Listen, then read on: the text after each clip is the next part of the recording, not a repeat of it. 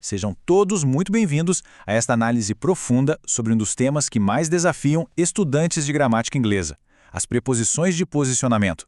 E o que é realmente fascinante aqui é a necessidade absoluta de abandonarmos aquele velho hábito da tradução direta.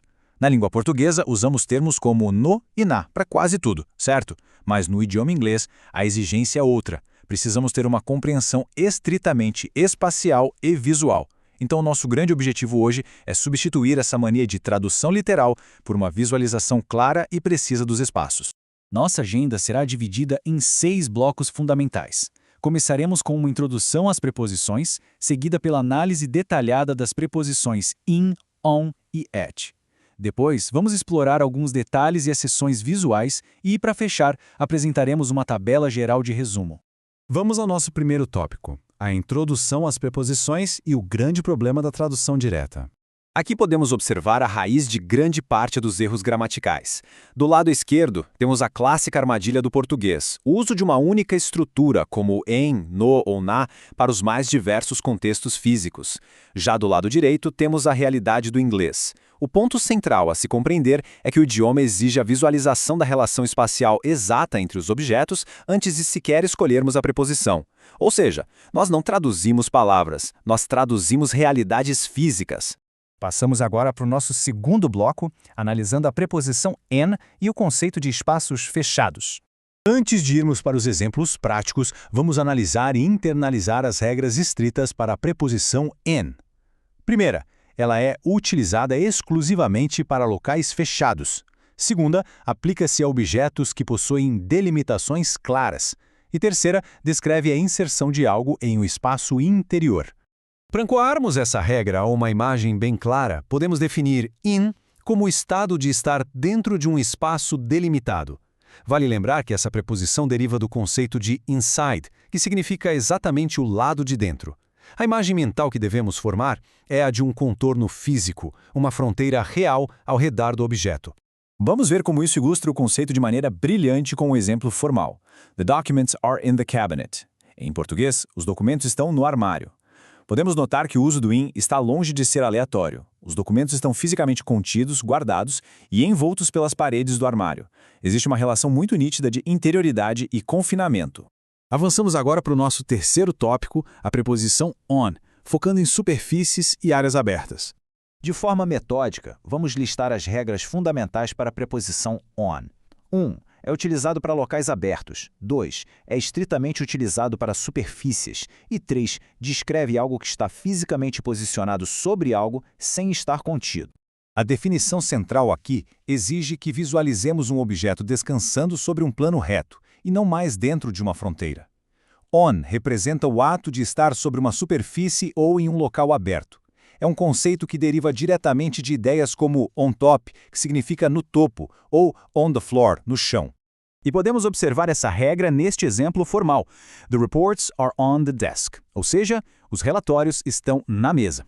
Em contraste direto com a preposição anterior, percebe-se que os relatórios não estão guardados dentro das gavetas ou da madeira da mesa, mas sim repousando tranquilamente sobre a sua superfície plana.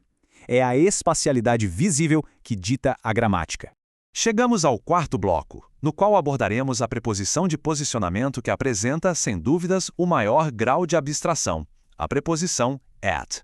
As regras para a preposição at pedem uma atenção especial. Vamos a elas. Primeira, é utilizado para pontos de referência específicos. Segunda, aplica-se quando a situação não indica estar contido dentro de algo nem apoiado sobre uma superfície. E terceira, funciona basicamente como um localizador exato, transmitindo a ideia pura e simples de estar lá. Sendo assim, podemos definir o at como uma verdadeira coordenada. Ele é o localizador geral. Nós utilizamos essa preposição quando a realidade física exata, se algo está lá dentro ou em cima, é totalmente irrelevante para a mensagem, ou quando o local funciona puramente como um ponto de encontro geográfico. Vamos verificar a aplicação prática nesta frase. The clients are at the reception. Em português, os clientes estão na recepção.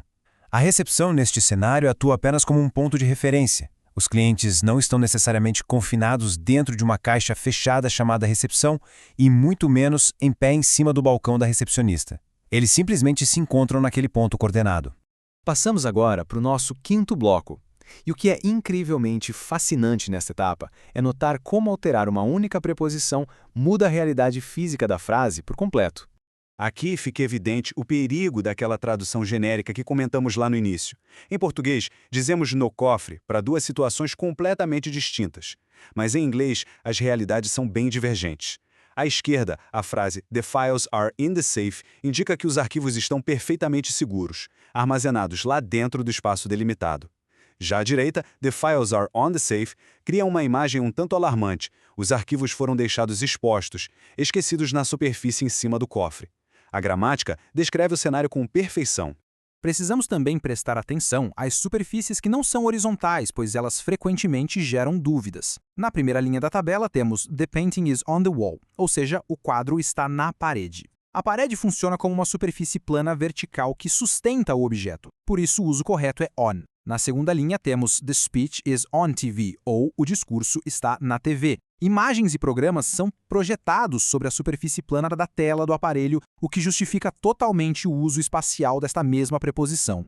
Agora, vamos avaliar a função do at como uma espécie de termo coringa para localizações. Na segunda coluna, quando dizemos in the office ou in the university, o foco recai estritamente no confinamento físico. A pessoa está fechada dentro do prédio. No entanto, na terceira coluna, com at the office ou at the university, transmitimos uma ideia geral de presença na instituição, sem especificar se o indivíduo está lá fora no jardim, na entrada ou dentro da sala. Mas atenção, é importantíssimo notar que o at jamais substitui o in ou o on quando a restrição física for absoluta, como estar sentado sobre uma cadeira específica. E assim, chegamos ao nosso sexto e último tópico, a tabela geral de resumo e síntese estrutural. Vamos examinar juntos esta síntese detalhada. Na primeira linha, a preposição in representa o conceito de dentro. O exemplo formal, "The contract is in the folder", traduzido como "o contrato está na pasta", evidencia de forma clara a inserção. Na segunda linha, on define a ideia de superfície. A frase "The contract is on the desk" ou "o contrato está na mesa" mostra o documento repousando sobre o móvel.